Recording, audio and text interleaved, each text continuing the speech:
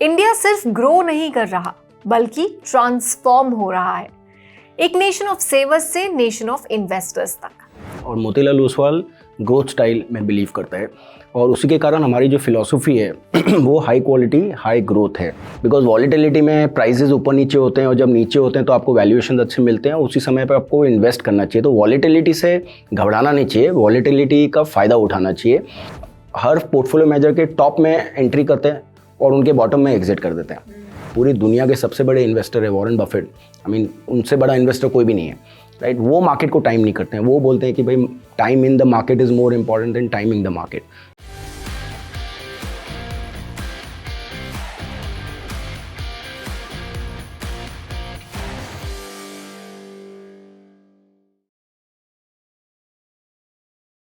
India सिर्फ grow नहीं कर रहा बल्कि ट्रांसफॉर्म हो रहा है, एक नेशन ऑफ सेवर्स से नेशन ऑफ इन्वेस्टर्स तक। फिक्स डिपॉजिट से फैक्टर इन्वेस्टिंग तक, लोकल पोर्टफोलियो से ग्लोबल डाइवर्सिफिकेशन तक। और इस फाइनेंशियल ट्रांसफॉर्मेशन के सेंटर में एक पावरफुल फोर्स खड़ी है, disciplined asset management. Welcome to market pillars uncovered, एक एजुकेशनल सीरीज जहां हम इन्वेस्टिंग को सिंप्लीफाई करते हैं और आपको उन लीडर्स से इंसाइट्स दिलवाते हैं जो इंडिया के फाइनेंशियल इकोसिस्टम को शेप कर रहे हैं। आज हमारे साथ जुड़ रहे हैं mister Akhil Chaturvedi, executive director and chief business officer eight Motilal Oswal asset management company. Asset management industry में 26 साल से ज़्यादा का एक्सपीरियंस के साथ अखिल ने सेल्स, प्रोडक्ट इनोवेशन और बिजनेस एक्सपेंशन को मल्टीपल मार्केट साइकिल्स में ड्राइव किया है। मोतीलाल ओसवाल एएमसी जो अपनी high quality high growth philosophy और QGLP फ्रेमवर्क यानी quality, growth, longevity and price के लिए जानी जाती है, म्यूचुअल फंड्स, PMS, AIF और इंटरनेशनल ऑफरिंग्स में एक स्ट्रॉन्ग रेप्यूटेशन बिल्ड कर चुकी है। इस एपिसोड में हम एक्सप्लोर करेंगे इंडिया का ग्रोथ आउटलुक टुवर्ड्स 2030, पैसिव और फैक्टर इन्वेस्टिंग का एवोल्यूशन, नैस्डैक और S&P 500 जैसे global diversification themes, investor behaviour trends और डिसिप्लिन्ड लॉन्ग टर्म इन्वेस्टिंग कैसे रियल वेल्थ क्रिएट कर सकता है वो। तो चलिए शुरू करते हैं। Akhil, welcome to Money TV. Thank you so much. Thank you. आप मोतीलाल ओसवाल के साथ कई सालों से जुड़े हुए हैं। एक इन्वेस्टिंग फिलॉसफी है हाई क्वालिटी हाई ग्रोथ और एक फ्रेमवर्क है QGLP फ्रेमवर्क जो काफ़ी ज़्यादा मार्केट में पॉपुलर है, जो मोतीलाल के यहाँ से मार्केट तक पहुँचा है। Talk to us about the philosophy and the framework. So Karunya, basically एक ओवरआर्चिंग फिलॉसफी है किस तरीके से हमारी इन्वेस्टमेंट टीम पोर्टफोलियोज कंस्ट्रक्ट करते हैं। अधिकतर आप देखेंगे मार्केट में लार्जली जो फंड मैनेजर्स हैं, दो स्टाइल के फंड मैनेजर्स होते हैं। एक फंड मैनेजर की स्टाइल होती है जो वैल्यू स्टाइल अप्रोच होती है, जो बेसिकली लो पी मल्टीपल की कंपनीज खरीदते हैं, सस्ती कंपनियां खरीदते हैं, उनको वैल्यू स्टाइल फंड मैनेजर्स कहते हैं। और सेकंड सेट ऑफ जो फंड मैनेजर्स होते हैं वो ग्रोथ स्टाइल फंड मैनेजर्स होते हैं। और मोतीलाल ओसवाल ग्रोथ स्टाइल में बिलीव करता है और उसी के कारण हमारी जो फिलॉसफी है वो हाई क्वालिटी हाई ग्रोथ है। अब किस तरीके से हम हाई क्वालिटी हाई ग्रोथ करते हैं, उसके लिए इन्वेस्टमेंट फ्रेमवर्क्स है जिसको बोलते हैं QGLP। Q का मतलब है क्वालिटी, G का मतलब है ग्रोथ, L का मतलब है लॉन्जिविटी, P है प्राइस। तो ये 4 फ्रेमवर्क्स हैं। अब आप देखेंगे कि मार्केट में करीबन 6000 लिस्टेड कंपनीज हैं। अगर आपको इन्वेस्टमेंट यूनिवर्स क्रिएट करना है 300-400 कंपनियों का और फिर आपको पोर्टफोलियो बनाना है 30 से 40 कंपनी का, तो आपको कुछ प्रोसेस लगाने पड़ेंगे फिल्टर आउट करने के लिए। तो ये QGLP बेसिकली फिल्ट्रेशन प्रोसेस है। तो पहला फिल्टर हम लगाते हैं क्वालिटी का, और क्वालिटी में हम चेक करते हैं क्वालिटी ऑफ बिजनेस और क्वालिटी ऑफ मैनेजमेंट। अच्छा बिजनेस होना चाहिए और अच्छी मैनेजमेंट, अच्छे प्रमोटर्स, अच्छे एंटरप्रेन्योर होने चाहिए जो बिज़नेस को संभालते हैं, राइट। इसको अगर आपको फाइनेंशियल टर्म्स में देखना है तो हम ऐसी कंपनीज देखते हैं जिनकी return on equity cost of equity से ज़्यादा होती है। तो जैसे बफेट समझाते हैं कि 3 प्रकार की कंपनी होती है। एक होती है ग्रेट कंपनीज, एक होती है गुड कंपनीज और एक होती है ग्रूसम कंपनीज। और ग्रेट कंपनीज होती है जिनकी return on capital cost of capital से बहुत ज़्यादा होता है। Good companies are where return on capital is equal to cost of capital, but bad companies are when the return on capital is lower than the cost of capital. तो जब हम quality का parameter लगाते हैं, एक हम check करते हैं कि बिजनेस क्वालिटी, बिजनेस में कॉम्पिटिटिव एडवांटेज क्या है, प्रमोटर क्वालिटी कैसी है, वो सब्जेक्टिव हो गया। और फाइनेंशियल टर्म्स में हम लोग ROEs चेक करते हैं तो typically 15% plus plus kind of ROE ये क्वालिटी फ्रेमवर्क है। एंड 90% कंपनी ऐसी हैं जो ये फ्रेमवर्क में फ़िल्टर आउट कर देती है। सो 6000 कंपनियों में से क्वालिटी फ्रेमवर्क में समझिए 5500 कंपनियाँ बाहर हो जाती हैं। अब आपके पास बची 500 कंपनियाँ। अगर आपको पैसे बनाने हैं तो आपको इन क्वालिटी कंपनीज़ में ऐसी कंपनीज चूज़ करनी है जिनका जो मुनाफा होता है, जो प्रॉफिट्स होते हैं, वो अच्छे रेट पे ग्रो करें। इसलिए वो ग्रोथ फ्रेमवर्क आता है, इसलिए हाई क्वालिटी हाई ग्रोथ। तो हमको चूज़ करनी ऐसी कंपनियां जो इंडेक्स से ज़्यादा ग्रोथ करें इन टर्म्स ऑफ प्रॉफिटेबिलिटी। तो वो एक फ्रेमवर्क लगता है, उसमें आप समझिए कि another 5% companies are filtered out. फिर आपके पास रह जाती हैं 400, 350, 400 कंपनी। लॉन्जिविटी चेक लगती है, longevity of quality and longevity of growth, कि क्या कंपनी की क्वालिटी और ग्रोथ अगले 2 से 3 साल या 5 साल की विजिबिलिटी है कि नहीं, बिकॉज आप इन्वेस्ट कर रहे हैं आगे के लिए, तो विजिबिलिटी होनी बहुत ज़रूरी है। और फाइनली वैल्यूएशन चेक करते हैं। तो अच्छी कंपनी, अच्छा ग्रोथ और सही प्राइस पे लेना है, सही दाम पे लेना है। तो ये एक फिल्ट्रेशन प्रोसेस है। तो ये पूरा जो अप्लाई करके करीबन हमारी जो इन्वेस्टमेंट टीम है एक्टिवली मॉनिटर कर रही है करीबन 350 कंपनियों को, और अलग अलग फंड मैनेजर अपने पोर्टफोलियो क्रिएट करते हैं इसी यूनिवर्स में से। सो फिलॉसफी जैसे मैंने बताया, हाई क्वालिटी हाई ग्रोथ कैसे करते हैं, quality growth longevity price. Interesting. But यही फ्रेमवर्क आज के कॉन्टेक्स्ट में हमें समझाइए किस तरीके से रेलेवेंट है या फिर इन्वेस्टर्स की कैसे काम आ सकता है, क्योंकि अभी जो हम मार्केट्स में देख रहे हैं वो है एक्सट्रीम वॉलेटिलिटी। काफ़ी पैनिक सेलिंग के दिन भी हमने देखे हैं पिछले कुछ महीनों में, एंड अभी of course given the fresh geopolitical escalations. तो इस कॉन्टेक्स्ट में कैसे ये रेलेवेंट है? तो इन्वेस्टर्स जब अपना पोर्टफोलियो क्रिएट करते हैं तो उनको अपने रिस्क को मिनिमाइज़ करना है, और जब उनको अपना रिस्क मिनिमाइज़ करना होता है तो एक जो तरीका होता है वो आपके पोर्टफोलियो को डाइवर्सिफाई करना चाहिए आपको। तो अलग अलग स्टाइल्स में आप इन्वेस्ट करिए, अलग अलग पोर्टफोलियो मैनेजर्स के साथ इन्वेस्ट करिए। इस तरीके से आप अपने रिस्क को डाइवर्सिफाई करते हैं। अब जैसे हमने डिस्कस किया कि अगर 2 स्टाइल्स हैं मार्केट में, वैल्यू है और ग्रोथ है, तो एक इन्वेस्टर को कुछ अच्छे प्रोडक्ट्स वैल्यू स्टाइल मैनेजर्स में इन्वेस्ट करने चाहिए और कुछ अच्छे प्रोडक्ट्स ग्रोथ स्टाइल में। लेट्स से रफली अगर आपको 100 रुपये इन्वेस्ट करना है, 50 रुपये आप इन्वेस्ट करिए वैल्यू में, 50 करिए ग्रोथ में। अब मार्केट में अलग अलग टाइम में अलग अलग स्टाइल एक दूसरे को आउट परफॉर्म करती है। पिछले 12 महीने में आप देखेंगे तो value style has done better than growth, but पिछले 3 साल में आप देखेंगे तो growth has done better than value. तो पिछले 12 महीने में अगर आप सिर्फ सेक्टर्स देखेंगे तो जनरली कौन से सेक्टर्स ने सबसे ज़्यादा परफॉर्म किया है? Public sector banks, metals, autos, pharma to some extent. अब ये सारे जो सेक्टर्स हैं इसको हम क्लासीफाई, ये सब वैल्यू बास्केट में जाते हैं। Okay, right. और जो हमारे सेक्टर्स हैं जो हम ग्रोथ में हैं, जिसमें लार्जली कैपिटल मार्केट बिजनेस हो गए या NBFCs हो गई, या न्यू एज डिजिटल कंपनीज हो गई या हेल्थ केयर कंपनीज हो गई, ये सारे जो सेक्टर्स हैं ये ग्रोथ ओरिएंटेड सेक्टर्स हैं। तो पिछले 12 महीने में जो ग्रोथ सेक्टर्स हैं उनमें थोड़ा सा करेक्शन हुआ है, और वैल्यू बायस जो सेक्टर्स हैं उनमें आपने ग्रोथ देखी गई है। तो जैसे मैंने बताया कि हर साइकिल में अलग अलग स्टाइल एक दूसरे को आउट परफॉर्म करेगी, अंडर परफॉर्म करेंगे। अब ये किसी को पता नहीं है कि अगले साल भर में यहाँ से अगले साल में वैल्यू अच्छा करेगा कि ग्रोथ अच्छा करेगा, राइट। तो एज अ इन्वेस्टर आप अपने आप को डाइवर्सिफाई रखिए, आपका पोर्टफोलियो चलते रहेगा। किसी समय में वैल्यू चलेगा, किसी समय ग्रोथ चलेगा, किसी समय में शायद दोनों चलेगा, और ऐसे भी कोई समय हो सकते हैं दोनों नहीं चले। कोविड जैसा टाइम आ गया तो सबका सब भी गिर भी जाता है। तो ये मेरा सजेशन रहेगा कि आप दोनों स्टाइल्स में डाइवर्सिफाई करिए, best of value, best of growth. Active और पैसिव को किस तरीके से आप देखते हैं? How should the balance be? Because of course if I talk about Motilal Oswal AMC, आप लोगों ने some of the best ETF and index fund baskets build किए हैं। So when it comes to retail investors, India में active versus passive कैसा evolve होता हुआ आप देख रहे हैं?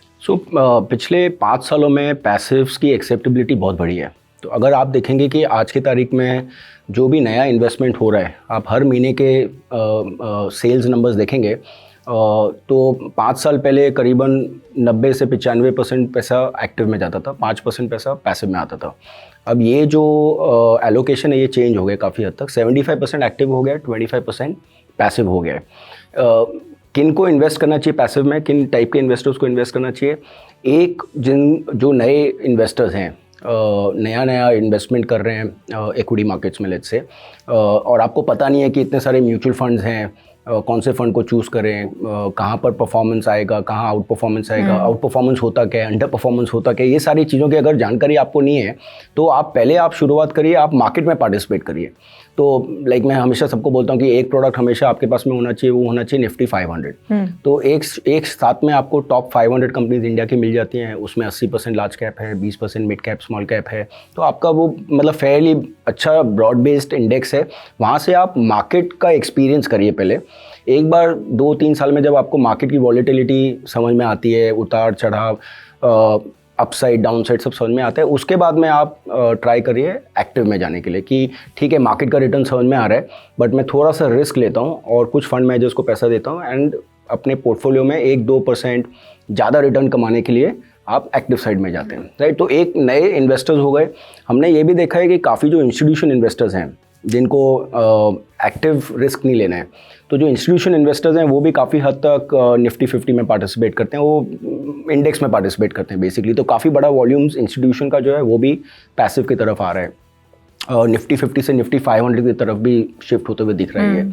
फैमिली ऑफिसेज में भी हमने देखा है कि काफ़ी बैलेंस रखते हैं पोर्टफोलियो को, 50-60% एक्टिव, 40-50% पैसिव। तो ये भी थर्ड सेट ऑफ इन्वेस्टर्स हैं जो पैसिव में इंटरेस्ट ले रहे हैं।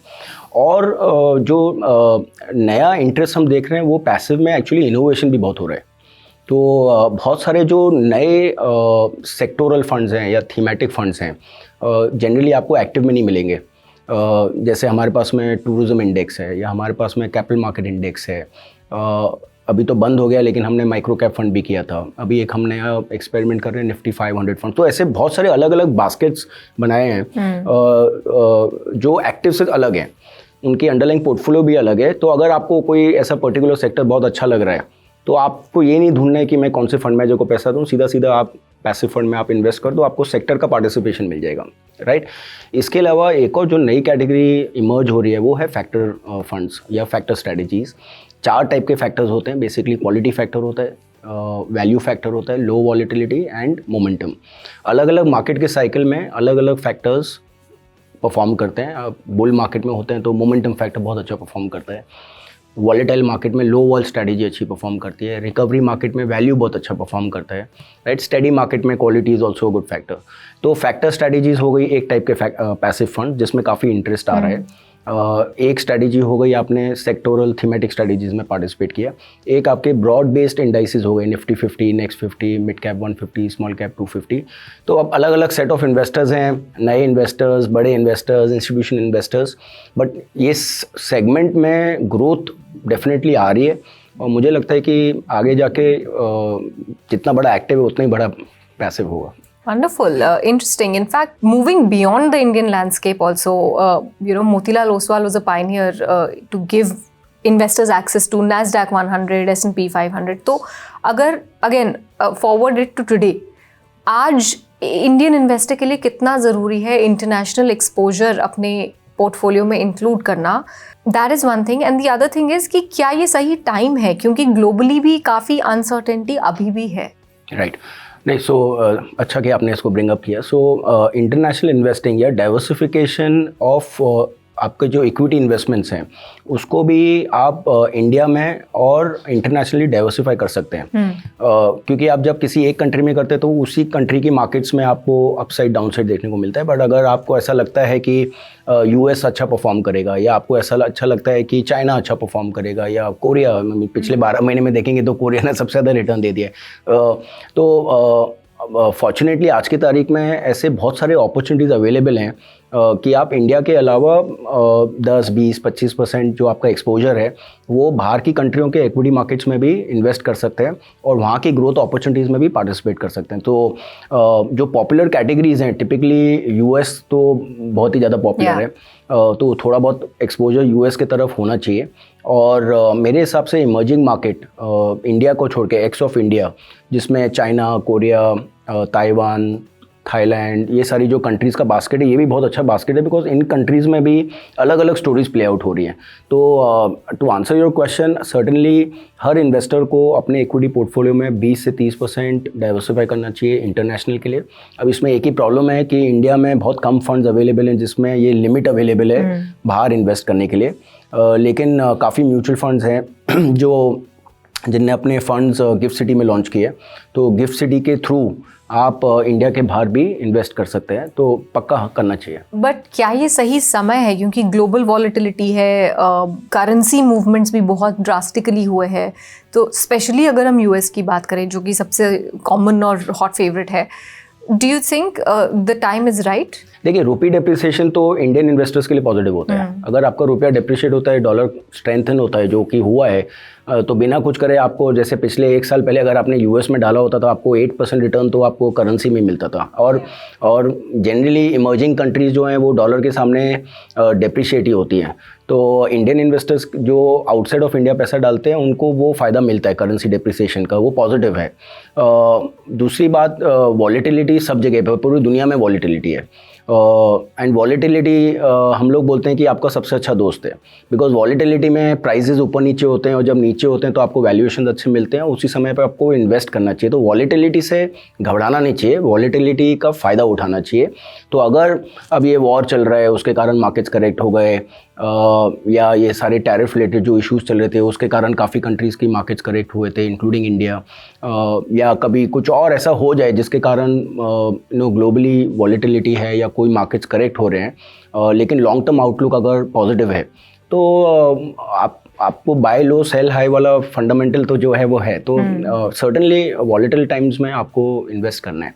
और अल्टीमेटली अगर आप लॉन्ग टर्म इन्वेस्टर हैं और आपको वेल्थ क्रिएट करना है, जो आपके गोल्स हैं 10 साल 20 साल 30 साल आगे के लिए, तो फिर ये टाइमिंग द मार्केट हेल्प नहीं करता है। आपका गोल है 10 साल आगे का, तो 10 साल में ये वॉलेटिलिटी का जो सबसे बड़ा हेज है, सबसे बड़ा प्रोटेक्शन है या इंश्योरेंस है, वो टाइम है। तो सर्टेनली आप लंबे समय के लिए सोचिए। टाइमिंग ऑफ द मार्केट कोई नहीं कर सकता है। 15 दिन पहले हमको नहीं पता था कि आज यहाँ बैठ के ये वॉर के बारे में डिस्कस कर रहे होते थे कि ईरान और यूएस इजराइल के बीच में वॉर हो गया, राइट। तो और उसके 15 दिन पहले हम काफ़ी खुश हो रहे थे कि ये US tariff related matter sort out हो गया है। तो बहुत सारी चीज़ें ऐसी चल रही हैं, तो मुझे तो काफ़ी इंटरेस्टिंग टाइम लग रहा है कि आपके इक्विटी एक्सपोजर इस समय पे बढ़ने चाहिए। Interesting. In fact Motilal Oswal AMC के पीएमएस एआईएफ सेगमेंट्स भी हैं, एंड आपकी बहुत डाइवर्सिफाइड स्ट्रैटेजीज हैं। एक फाउंडर स्ट्रैटेजी है, वैल्यू माइग्रेशन है, so you have a lot of variety of things there as well. But HNIs के लिए पीएमएस या एआईएफ डिज़ाइन करना और रिटेल इन्वेस्टर के लिए एक पोर्टफोलियो बनाना, what is the difference and is there any common ground in दोनों कैटेगरीज में? कॉमन ग्राउंड तो सिर्फ एसेट क्लास है और कुछ कॉमन नहीं है। बट जब हम रिटेल इन्वेस्टर्स के लिए पोर्टफोलियोज बनाते हैं, और लार्जली रिटेल इन्वेस्टर्स को जो बेस्ट सूट करता है वो म्यूचुअल फंड्स है, क्योंकि म्यूचुअल फंड्स में एक तो सेबी ने काफ़ी टाइट रेगुलेशंस रखे हुए हैं। तो जो फंड मैनेजर्स हैं वो काफ़ी हद तक रेगुलेशन से बंधे हुए होते हैं कि आप कितने स्टॉक्स का पोर्टफोलियो बना सकते हैं, कितना आपका सेक्टोरल एक्सपोजर है, स्टॉक लेवल लिमिट कितनी है। तो जो छोटे छोटे इन्वेस्टर्स एसआईपी के थ्रू म्यूचुअल फंड में जुड़ रहे हैं, इनका एक्सपीरियंस अच्छा रहे, रिस्क कम रहे, उसके कारण म्यूचुअल फंड पोर्टफोलियो थोड़े से डाइवर्सिफाइड ज़्यादा रहते हैं। रिस्क मैनेजमेंट पहले आता है, रिटर्न मैनेजमेंट बाद में आता है। लेकिन जो एचएनआईज हैं, जो 1 करोड़ 2 करोड़ 5 करोड़ ऐसे टाइप के पैसे इन्वेस्ट करते हैं, तो ये लार्जली इसको बोलते हैं सैवी इन्वेस्टर्स, जिनने एक्सपीरियंस किया हुआ है इक्विटी, जिनको पता है कि हानि नुकसान क्या होता है, वॉलेटिलिटी क्या होती है, और इनके पास में इनफ नेटवर्थ है हाई रिस्क लेने के लिए।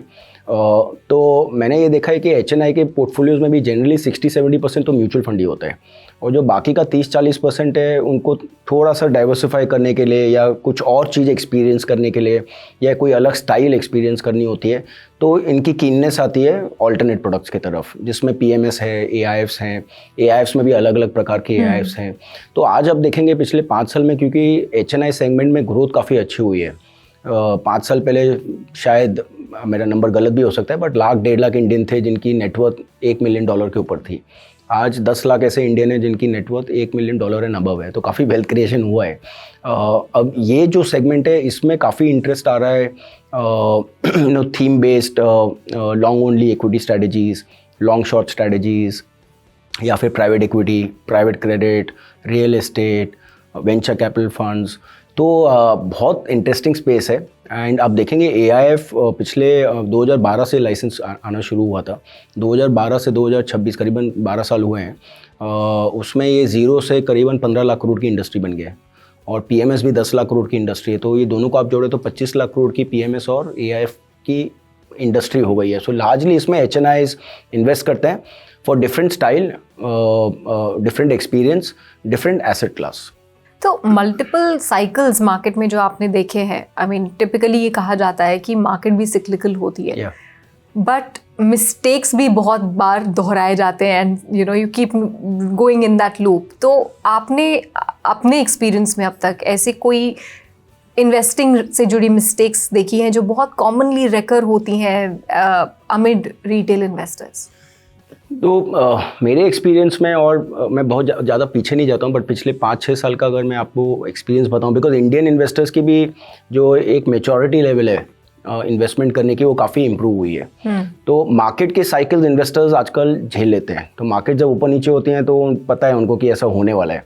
आई थिंक सबसे ज़्यादा मिस्टेक होती है जब आप एक एक्टिव फंड मैनेजर को पैसा देते हैं, एंड यूजुअली आप एक एक्टिव फंड मैनेजर को पैसा तब देते हैं जब उसके परफॉर्मेंसेस बहुत अच्छे होते हैं, टॉप क्लास परफॉर्मेंस होते हैं, रैंकिंग टॉप क्लास होती है, और बिना ये देखे हुए कि अंडरलाइंग पोर्टफोलियो कैसा है, पोर्टफोलियो की ग्रोथ, पोर्टफोलियो के वैल्यूएशन कैसे हैं, प्योरली परफॉर्मेंस के बेसिस पे पोर्टफोलियोज में बहुत पैसा आता है। और जनरली जो पोर्टफोलियो टॉप परफॉर्मिंग होते हैं वो यूजुअली एक साइकिल में जाते हैं, करेक्शन के साइकिल में जाते हैं, राइट।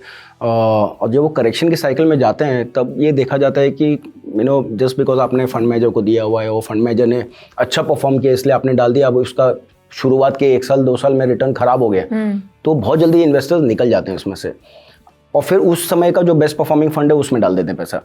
तो इसमें हो रहा क्या है कि आप हर पोर्टफोलियो मैनेजर के टॉप में एंट्री करते हैं और उनके बॉटम में एग्जिट कर देते हैं, फिर किसी का टॉप खरीदते हैं, फिर किसी का बॉटम बेच देते हैं। तो ये अप्रोच सही अप्रोच नहीं है। अगर आप खुद इन्वेस्ट कर रहे हो इक्विटीज़ में, डायरेक्ट इक्विटीज़ में कर रहे हो, और आप डायरेक्ट स्टॉक्स खरीद रहे हो, तो आप कंपनियों को स्टडी करोगे, कंपनी के पैटर्न को स्टडी करोगे, सारी चीज़ रिसर्च करके ये कोशिश करोगे कि ये कंपनी मुझे सस्ते भाव में मिल जाए, राइट। लेकिन जब वो म्यूचुअल फंड्स या PMS AIF इनमें ये सब बातें आती हैं तो आप महंगे फंड्स और बेस्ट परफॉर्मिंग फंड्स को चूज़ करते हैं, फिर विली नीली आपका शुरुआत का जो परफॉर्मेंस है वो थोड़ा अच्छा नहीं रहता है। सो मेरा यही सजेशन रहता है कि आपका जो पोर्टफोलियो मैनेजमेंट या म्यूचुअल फंड्स में इन्वेस्ट करने का जो एक तरीका होना चाहिए वो थोड़ा काउंटर सिक्लिकल होना चाहिए। जैसे एग्जांपल दूं कि अगर 12 महीने में ग्रोथ ने अंडर परफॉर्म किया है, मतलब ग्रोथ का वैल्यूएशन बेटर होती जा रही है, ऑब्वियसली वो रिटर्न खराब दिखेगा आपको पिछले 1 साल में, बट वैल्यू अच्छी दिख रही है वहाँ पर। तो फिर आज अगर आपको नया पैसा लगाना है तो आपको उस स्टाइल में लगाना है, उस पोर्टफोलियो में, उस फंड मैनेजर में जिसका साल 2 साल खराब गया है, पोर्टफोलियो अच्छा है और वैल्यूएशन अच्छे हो गए हैं, तब जाके आपका शुरुआती एक्सपीरियंस जो है अगले साल 2 साल 3 साल का वो अच्छा होता है। तो परफॉर्मेंस को चेज़ मत करिए, टॉप 1 2 3 फंड को सोच समझ के खरीदिए, और खरीद भी रहे हो आप तो फिर ये तैयार हो कि शुरू में साइकिल ख़राब आएगी बट बैठे रहना। तो म्यूचुअल फंड्स में या ये जो अल्टरनेट पोर्टफोलियोज में आप देखेंगे 10 साल 15 साल 20 साल का परफॉर्मेंस ट्रैक रिकॉर्ड बहुत अच्छा होता है, बट ये 2-3 साल के साइकिल होते हैं वो ऊपर नीचे होते हैं। तो मार्केट का एक्सपीरियंस ठीक ठाक है, बट ये चीज़ करेक्ट होनी बहुत ज़रूरी है कि ये जो बेस्ट परफॉर्मिंग फंड्स में पैसा जाता है फिर एक्सपीरियंस ख़राब होता है, यू नो। तो मेरे ख्याल से ये सूनो और लेटर अगर ठीक हो तो अच्छा रहेगा। इंटरेस्टिंग। बट पर्सनली आप अपनी इन्वेस्टिंग फ़िलॉसफी को किस तरीके से डिफ़ाइन करते हैं, और अगर आपकी इन्वेस्टिंग जर्नी और आपकी प्रोफेशनल ग्रोथ को भी हम मैप करना चाहें तो कोई ऐसा मोमेंट या कोई ऐसा लेसन जो काफ़ी करियर डिफाइनिंग रहा हो? तो मैंने बचपन में एक चीज़ सीखी थी कि सब कुछ ट्राई करना चाहिए, सब एक्सपीरियंस करना चाहिए, और फिर एक्सपीरियंसेस आपको सही तरीका बता देते हैं कि क्या सही, कुछ भी लाइफ में आप करो, बट कभी भी ऐसा नहीं लगना चाहिए कि आपको रिग्रेट नहीं होना चाहिए कि आपने कुछ ट्राई नहीं किया। तो जब मैंने काम करना शुरू किया साल 2000 में, तो सबसे पहले मैंने इन्वेस्टमेंट किया था, उस टाइम पे टेक बहुत अच्छा चल रहा था, .com बूम, IT का बहुत टॉप सेक्टर चल रहा था। तो जब मैंने पहला इन्वेस्टमेंट किया, 15,000 रुपये की तनख्वाह थी, 10,000 रुपये मैंने डाल दिए एक IT फंड में, उसका NFO आया था, 10 रुपये में ख़रीदा, और एकदम टॉप में, जैसे मैं भी आपसे समझा रहा था, एकदम top of cycle, top of IT cycle, वो 10 रुपये का NFO आ गया, और इमीडिएटली 1 साल बाद वो NAV गिर के हो गई 2 रुपये। तो मेरा फर्स्ट इन्वेस्टमेंट म्यूचुअल फंड में 80% लॉस बुक था, राइट। फिर उसके बाद उस टाइम पे रेगुलेशन हमारे लिए इतने टफ नहीं होते थे इंडस्ट्री में। तो 2002 और 2008 के बीच में आपको मैं बताऊं तो सब किया है मैंने, फ्यूचर ऑप्शंस, डायरेक्ट स्टॉक, और नेट घर पे कुछ नहीं लेके आया। नेट सब मार्केट में देके आया। तो इनफैक्ट 2008 में लेमन क्राइसिस में सबसे ज़्यादा क्रैश हुआ था, जब लेमन ग्लोबल फाइनेंशियल क्राइसिस हुआ था, आई लिटरली बिकेम ज़ीरो। फिर वहाँ से ये समझ में आया कि अब सब ट्राई कर लिया, अपना लक नहीं चलता है, ना डायरेक्ट इक्विटी में चलता है, ना फ्यूचर ऑप्शन में चलता है, ना ये सेक्टोरल थीमेटिक फंड ये सब में चलता है। तो plane vanilla SIP investing diversified fund. तो वहाँ से मैंने, तो आप समझे 8 साल मैंने बर्बाद किए कंपाउंडिंग के, और 2008 से मैंने सीरियसली अपना पोर्टफोलियो बिल्ड करना शुरू किया, starting with SIP mutual fund, flexi cap fund, और वो अब 2008 है और 2026 है, वो वैसे ही कंटिन्यू हो रहा है, राइट। अब जैसे जैसे थोड़ा सा कैपेसिटी बढ़ी इन्वेस्ट करने की, तो थोड़ा डाइवर्सिफाई किया है। तो मैंने भी थोड़ा ऑल्टरनेट्स में भी डाला हुआ है, थोड़ा प्राइवेट इक्विटी में भी डाला है, इंटरनेशनल इन्वेस्टिंग मतलब US में भी इन्वेस्ट किया हुआ है। आजकल AI ट्रेंड में है तो थोड़ा AI बेस्ड में भी किया हुआ है। बट लार्जली मैं बहुत high growth super high growth investor हूँ। रिस्क एपेटाइट बहुत ज़्यादा हाई है, और 10% मैं कैश रखता हूँ, 90% मेरा पूरा इक्विटी में ही रहता है। तो पैसे की ज़रूरत होती है तो इक्विटी से निकालता हूँ, चाहे अच्छा समय चाहे ख़राब समय, और पैसा होता है तो मैं इक्विटी में डालता हूँ, चाहे अच्छा समय चाहे बुरा समय। ये टाइमिंग ऑफ द मार्केट ये मेरे से नहीं होता है। But largely my bank account is equity mutual fund and equity PMSAIF. Wonderful. And how do you navigate all that? I mean, beyond markets, beyond leading a very big financial services company like Motilal Oswal, आप कैसे unwind करते हैं, या कैसे आप अपने आप को ग्राउंडेड रखते हैं? नहीं, तो किस तरीके से मैं वॉलेटिलिटी को लिव करता हूँ, अगर मैं वो समझाऊँ तो एक चीज़ मैं सीख लिया कि जब मार्केट्स डाउन होते हैं, बहुत ज़्यादा डाउन होते हैं, तो मैं वो पोर्टफोलियो मॉनिटरिंग छोड़ देता हूँ। मुझे मालूम है कि सब लाली होने वाले हैं, तो कोई फ़ायदा नहीं है इसको देख के, बिकॉज जब आप अपने पोर्टफोलियो को गिरता हुआ देखते हैं तो आप रिएक्ट करते हैं। और मार्केट में पैसा बनाना है तो आपको रिएक्ट नहीं करना है, आपको प्रोएक्टिव रहना है, रिएक्टिव नहीं रहना है। सो पोर्टफोलियो मॉनिटरिंग, जब तक मार्केट ख़राब है, जब तक न्यूज़ आइटम्स ख़राब है, जब तक हेडलाइन ख़राब है, आप पोर्टफोलियो देखना ही बंद कर दो। वो नहीं अच्छा है, अच्छा नहीं होने वाला है, राइट। तो आप देखोगे तो बेचोगे, और बेचोगे तो वापस नहीं आओगे, तो आपकी कंपाउंडिंग जर्नी जो है वो ब्रेक हो जाती है। सेकेंड, मेरा सबसे बड़ा लर्निंग है कि आप मार्केट को टाइम नहीं कर सकते हैं, आप मार्केट को डबल गेस भी नहीं कर सकते हो कि लास्ट 1 साल ऐसा रहा तो अगला 1 साल ऐसा रहेगा। मार्केट इज़ सुप्रीम, मार्केट के ऊपर कोई भी नहीं है। और आप जो पूरी दुनिया के सबसे बड़े इन्वेस्टर है वॉरेन बफेट, उनसे बड़ा इन्वेस्टर कोई भी नहीं है, राइट। वो मार्केट को टाइम नहीं करते हैं, वो बोलते हैं कि भाई time in the market is more important than timing the market, right. तो मार्केट को रिस्पेक्ट करिए, मार्केट जो आपको दिखा रहा है उसको समझिए, बट आप मार्केट को डबल गेस मत करो, बस ये बहुत बड़ा एक लर्निंग है। लॉन्ग टर्म में सब ठीक लगता है, शॉर्ट टर्म में ये जो अगले 12 महीने सबसे बेस्ट रिटर्न कहाँ बनेगा, कहाँ डालें, ये आपको भटका देता है। तो ये 2 बहुत बड़ी लर्निंग्स हैं। एंड मार्केट में हम्बल होना बहुत ज़रूरी है। अगर आप हम्बल नहीं हैं, आप ओवर स्मार्ट समझते हैं, आपका कुछ चीज़ें बहुत अच्छी हो गई, कुछ एक अच्छे स्टॉक्स में आपकी लॉटरी लग गई, आपको लगेगा कि हर समय लगेगी। जितने भी सक्सेसफुल इन्वेस्टर से आप इंटरव्यू करिए, बात करिए, लाइफ में 10-15 ही लॉटरी लगती है, बाकी सब खड्डे में जाते हैं, राइट। तो जो जिसमें लॉटरी लगती है उसमें बने रहो, और try and avoid the losers, right. तो हम्बल रहेंगे तो मार्केट आपको रिस्पेक्ट करेगा, और आप अगर सर पे चढ़ेंगे मार्केट के तो फिर मार्केट आपको डिसअपॉइंट भी बहुत करेगा। तो एक तरीके से ऊपर से देखेंगे तो बहुत सिंपल लगती है सारी चीज़ें, बट जब एक्चुअली आप गेम में अंदर आते हैं तो बहुत डिसिप्लिन, प्रोसेस, आपका मेंटल कंडीशनिंग, लॉस लेने की, पेपर लॉस ही है ना इवेंचुअली। जब तक आप बेचते नहीं हो तब तक तो आपका लॉस नहीं है, वो तो पेपर में नीचे भी हो रहा है, ऊपर भी हो रहा है। तो आपका mental conditioning, and ultimately at least for the retail investors जो अपनी नेटवर्थ बढ़ाने में लगे हुए हैं, जो आज शायद 10,000 रुपये की SIP कर रहा है और सोच रहे कि मैं 15-20 सालों में, 25 सालों में पहला 1 करोड़ बना लूँ, तो उसको फिर वो 1 करोड़ पे अपना निशाना रखना चाहिए। बीच बीच में अभी मैं SIP बंद कर दूँ, अभी SIP चालू कर दूँ, ये फ़ंड ख़राब है, वो फ़ंड ख़राब है, जितनी बार आप बंद करेंगे ना उतनी बार आपका वो 1 करोड़ की जर्नी उतनी ज़्यादा डिले होती जाएगी। तो ये सारी चीज़ें हैं, जितने बेस्ट तरीके से आप प्रैक्टिस कर सकते हो तो आपका जो आपकी win probability to win will be higher. Great, wonderful, thank you so much हमारे साथ बात करके, आपके इतने डीप एंड इंसाइटफुल एक्सपीरियंसेस और लर्निंग्स शेयर करने के लिए, and thank you for joining us. Thank you Kareena so much, thank you.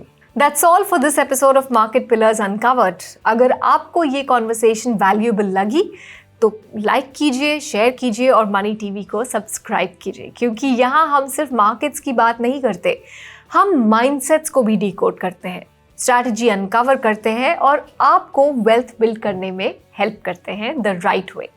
Until next time, invest smart and stay informed.